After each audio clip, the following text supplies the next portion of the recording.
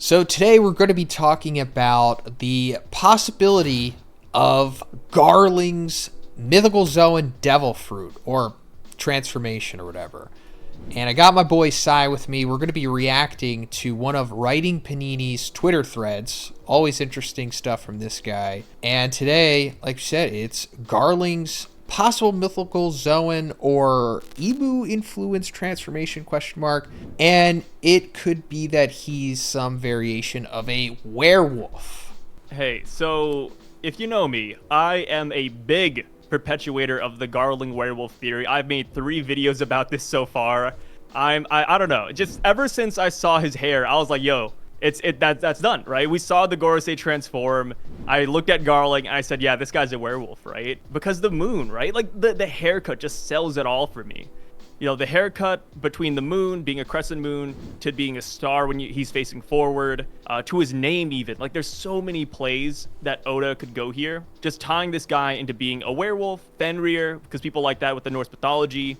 He could even be like a lycanthrope. Like, there's so many different mythological wolves that Oda could pull from, and it would fit perfectly. Like, between, like, the meaning, right? So when it comes to werewolves and lycanthropes, the first werewolf that was ever created, it was back in, like, I think Greek mythology. And in that Greek mythology, it was Jupiter that transformed him. And I was like, yo, like, people have been pointing out that Garling and Jupiter just don't seem to get along specifically, which is kind of weird, right? Like, when Garling joins the Gorosei, like, Jupiter has that giant panel where he's like, wait, what? You know, like, you get the exclamation mark. It's like, wait, like, if he's a werewolf, guys, like, this could explain, like, the history, right? Obviously, Oda would spin it, but, like, there could be something there. So, Fenrir is the one that we're going to go into now. Did you go into that in your videos at all? Yeah. I mean, Fenrir, werewolves, they're so tied together. With the Fenrir connection, right? A lot of people look at Shanks, and they say that Shanks he's like Tyr, right? The red hair, missing an arm, like, he has all of that going for him. But another thing with Tyr is that he is also tied specifically to Fenrir. So that is why I like this theory a lot. And that's why, yes, Garling being Fenrir, it's perfect. All right, so we have Fenrir in Norse mythology, who is like a big supernatural wolf, essentially. But is Fenrir also like a werewolf too, or is it just like a wolf? Fenrir is more of just a wolf. So it's equivalent to the moon, I suppose, you know, because I guess that's where the whole werewolf transformation came from. And Garling, we already established, is the freaking moon. And apparently Fenrir had 2 sons, Hati and Skoll.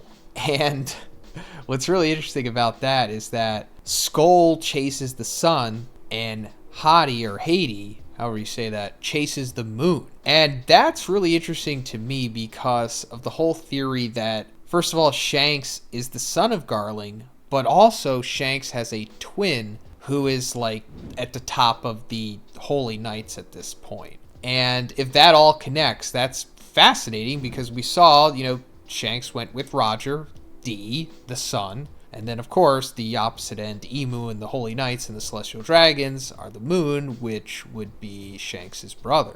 Oh, yeah, that would fit perfectly. And the thing with Shanks as well, right? Having Shanks be the son of Fenrir in a way, having him be tied to wolves, is that connection he has with Mihawk, who's like, you know, vampiric. So it's like, you know, it's also a play on like werewolves and vampires, or wolves and vampires. Wow. Which is why I've always been a big fan of like this theory specifically. Wow, that adds a whole nother layer. This is becoming more popular.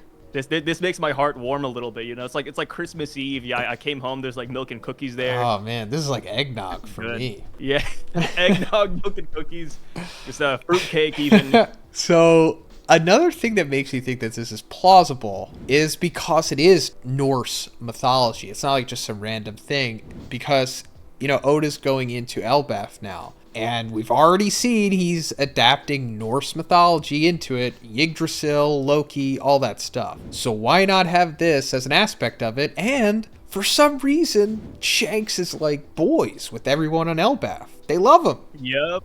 Dude, ever since day 1, Shanks has been tied to Elbaf. The minute we saw his ship, right? People saw his ship all the way back at the beginning of One Piece. They're like, yo, that's a Norse ship. What's going on here? And then you learn about the giants and how they're Vikings, and it's like, oh, dude, it's done. Like, this is a theory that's, well, not Garling specifically, but Shanks being tied to Norse mythology. That's been a theory since, like, chapter, like, 2. Oh. And then we get to chapter 100 and we meet the giants, and it's like, holy crap, yeah, it's happening. And then we see Shanks' home base is Elbaf, or, you know, Shanks hangs out here, and it's like, yeah, it's set in stone. It's all there. So another little interesting thing here that Writing Panini points out is that Saturn, like the actual planet, has a moon, or like a satellite planet around it called Fenrir. Yes.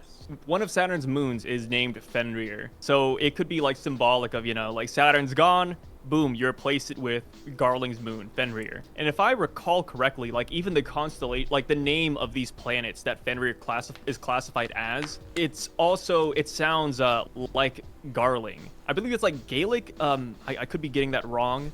But it's something that starts with a G, where like I've seen somebody like twist, you know, logic and pronunciations a little bit. And they're like, oh my god, it's Garling. It's like, okay, it's a little bit of a stretch, but it's not bad. You know, I'll take it. Yeah. I mean, I'll take it too, you know me, but this also makes me think that there's a possibility, and I hope that it doesn't happen, but since Garling is replacing Saturn, there's a chance that he would just get, you know, Saturn's form. No!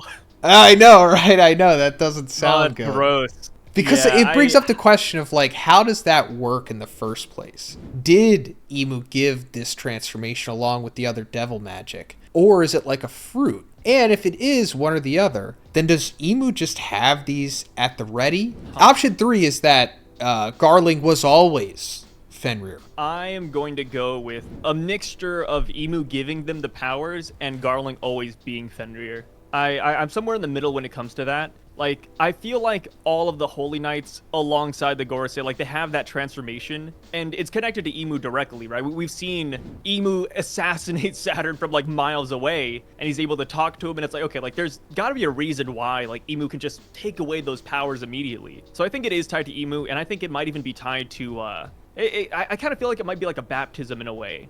Right, like maybe the minute you become a Holy Knight or the minute you become a Gorosei member, they're like, hey, like here's Emu's, you know, like in JJK they have what is it, like the bath? I think it might be like that. Like they just go in and then it just releases your inner demon or whatever that looks like, which sounds insane, but you know, I mean, all the other options are insane too, right? I don't think the Devil Fruit route's gonna be where Oda's going here, simply because of just how the Celestial Dragons view Devil Fruits. Like that's something the common man eats, you know?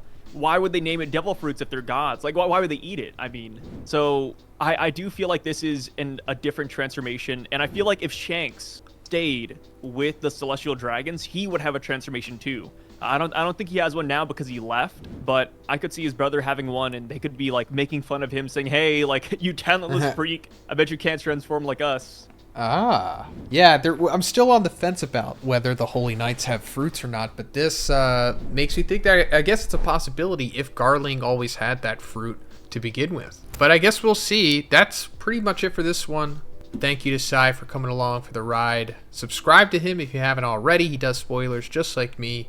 And have a great day. I'll see you in the next one.